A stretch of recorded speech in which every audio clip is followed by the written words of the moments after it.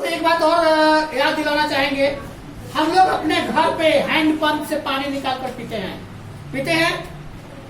पानी को 10 दिन किसी बर्तन में रख दो तो क्या हो जाता है? पीला सा हो जाता है, कीड़ा पड़ जाता है, ऐसा होता है। तुम लोग कभी सोचे हो कि गंगा के पानी में कीड़ा काहे नहीं पड़ता है? गंगा के पानी में कीड़ा काहे नहीं पड़ता है? गंगा के पानी इंडिया के लोग शुद्ध क्यों मानते हैं? हम यह बताना चाहेंगे कि गंगा जहां से निकलती है, गंगोत्री से, वह जिस रास्ते से होते हुए जहां तक जाती है वह शुद्ध पानी की धारा को लेकर जाती है। वह शुद्ध काहे है? क्योंकि जिस पहाड़ से निकल कर आती है ना, उस पहाड़ पर दुनिया में जितने भी दवाओं का प्रयोग होता है, उस सारे दवाओं का अंश, यानी उस दवाओं को बनाने वाले पौधे, जड़ी बूटी उस पहाड़ पे होते हैं। हम लोग इस धरती पर जितना कुछ यूज करते हैं, यूज करने के बारे में, जिसके बारे में हम लोग जानते हैं, उसको संसाधन कहते हैं। ठीक उस पहाड़ पर वैसे ही इतना सारा पौधा है कि देखकर तुम कहोगे कि नहीं किस काम का है, लेकिन अगर उसके बारे में ज्ञान प्राप्त कर लोगे तो कहोगे कि तो दुनिया का नंबर 1 पहाड़ है। सरकार को उसे संरक्षित कर देना चाहिए, हिमालय के इस वादियों को संरक्षित कर देना चाहिए, और इस गंगा के जल को, पानी को सरकार को पाइपलाइन के माध्यम से देश के हर कोना में पहुंचा देना चाहिए। सरकार हैंड पाइप मतलब लगाता है, बोरवेल लगाता है, उससे अच्छा होगा कि पाइपलाइन के माध्यम से गंगा के जल को हर कोने में पहुंचा दे और लोगों को यह प्रेरित करे कि आप हैंड पाइप का जल ना पिए, अंडर वाटर जल ना पिए और इस गंगा के जल को पिए। हमको लगता है कि लगभग 50% बीमारी जल के कारण होता है, जल जनित रोग होता है, वह दूर हो जाएगा। इसलिए कि वह पानी में उस हिमालय पर्वत की जो भी जड़ी बूटी का पत्ता गिरता है, चाहे सड़ गल जाए पत्ता, तो उस पानी को इतना हार्ड केमिकल बना दिया कि वह कीड़ा पड़ने के बाद भी उस जल में मर जाएगा। कीड़ा उस जल में अगर कोई गिर जाता है, कहीं से आ जाता है, तो उसको मरना पड़ जाता है। क्यों? क्योंकि उसमें वह तत्व मौजूद है जो उसको मार डाले। अभी एक योजना चलाया गया था कि हर डाकघर के माध्यम से, मतलब गंगा नदी के जो जल है ना, उसमें अगर कीड़ा को डालकर देखो, पानी लाओ घरे, कटोरा में रख दो, कीड़ा को डालकर जो जल में होता है उसको रखो, 2-4 दिन के बाद देखना कि मर जाएगा। इसलिए मर जाएगा कि उसमें वह तत्व मौजूद है जो पहाड़ों के जड़ी बूटी का पत्ता के शरीर में गलने से उत्पन्न होता है। उसमें सारे जड़ी बूटी का पत्ता मिला हुआ है। हिमालय पर्वत के नाम नहीं सुनी है जहाँ से गंगा निकलती है, गंगोत्री। यहाँ ना पानी गंदा दिखाई देता है तुमको, क्यों? क्योंकि बरसात के भी पानी, नदी का, नाला का पानी जाके मिल जाता है। गंगा प्रदूषित हो गया है, इसलिए तुमको गंदा दिखाई देता है। लेकिन जाके हरिद्वार में देखो तो इतना साफ पानी दिखाई देगा ना, मन करेगा कि तुम उसमें से उठा कर पियोगे। वहां के लोग पीते हैं। हम गए थे हरिद्वार, वहां स्नान करोगे ना तो शैम्पू और सरफ का प्रयोग नहीं करना है उस पानी में। इतना स्वच्छ पानी, धारा, ठेवना से नीचे पानी रहेगा ना, और तुम उसमें बैठोगे तो दहा जाओगे। इतना धारा, मतलब हमको लगता है जहां तक कि सरकार अगर हरिद्वार से ही पाइपलाइन के माध्यम से देश में पहुंचा देना उस पानी को, लोग सिर्फ पीने का काम में ला उस पानी को, तो हमको लगता है कि 50% जल जनित जो रोग है लोगों का दूर हो जाएगा। यही वो सबसे उत्तम तरीका होगा। और यह गंगा की जल को सरकार चाहे तो उसको एक उद्योग धंधा भी बना सकता है। आज जितने भी लोग बोतल का पानी पीते हैं, बोतल का पानी पीते हैं ना, फिल्ट्रेट करके दिया जाता है। गंगा के जल को ही फिल्ट्रेट करके दिया जाए, उसमें जल की जो अणु तत्व जो भी है, रासायनिक जो भी तत्व है, हमको लगता है कि सारी बीमारी को दूर कर देगा।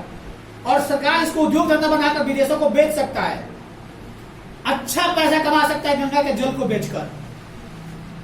गंगा के जल को इस नाम से ना बेचे कि गंगा का जल है, गंगा के जल को इस नाम से बेचे कि गंगा का जल वह जल है जो लगभग 50% बीमारियों को दूर कर देता है, जो जल जनित रोग होते हैं। हम चलते हैं, अलबरूनी के बारे में चल रहे थे, तो ये बहुत आज से बहुत दिन पहले की बात है। अलबरूनी जो इंडिया में आया था, 80 अध्याय में उन्होंने विभक्त किया अपने किताब को, और उस अध्याय में जो है यहाँ के धर्म, दर्शन, त्योहार, खगोल विद्या। आज अपने घर चंद्रमा को देखकर लोग बता देते हैं कि कहिया पूर्णमासी होने वाला है। बता देते हैं। चंद्रमा को देखते हो, सूरज को देखते हो तो कहते हो कि सूरज ग्रहण लग गया है। ये खगोल विज्ञान की देन है।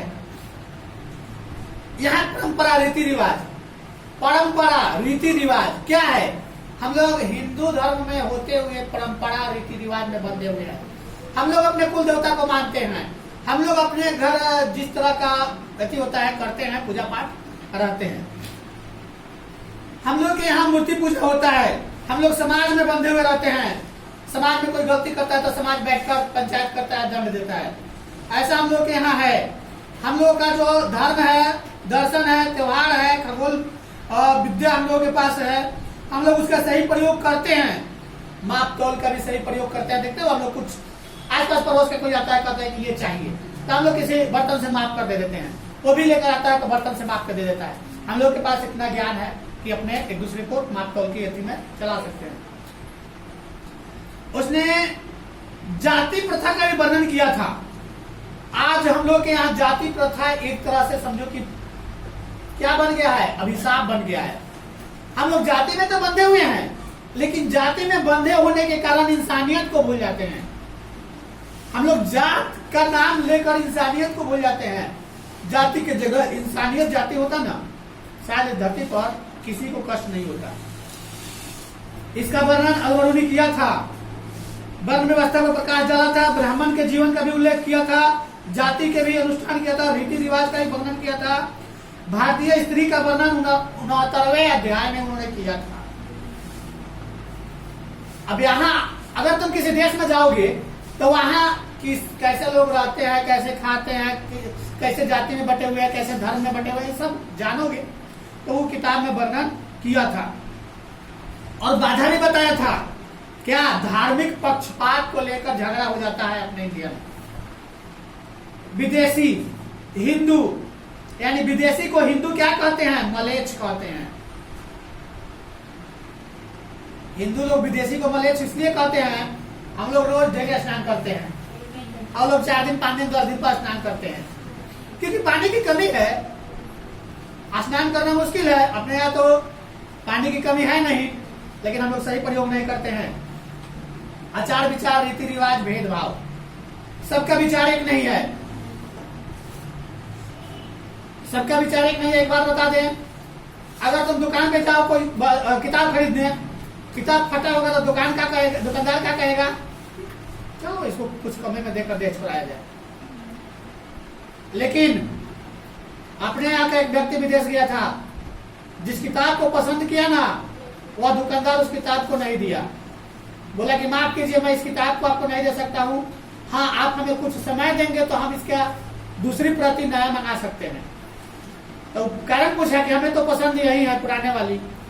तो बोला कि नहीं, पुराने वाली तो सिर्फ दिखाने के लिए रखा गया है, नया हम आपको देंगे, समय दीजिए आधा घंटा। कारण क्या कि ये पुरानी किताब जब आप अपने यहाँ ले जाएंगे तो हमारे देश का बदनामी होगा। इसलिए बदनामी होगा कि आप कहेंगे ना, वहां के लोगों को दिखाएंगे, कहेंगे कि हम तो विदेश से लाए हैं, ऐसा किताब है, फटा पुराना है, इसलिए ये नहीं देंगे।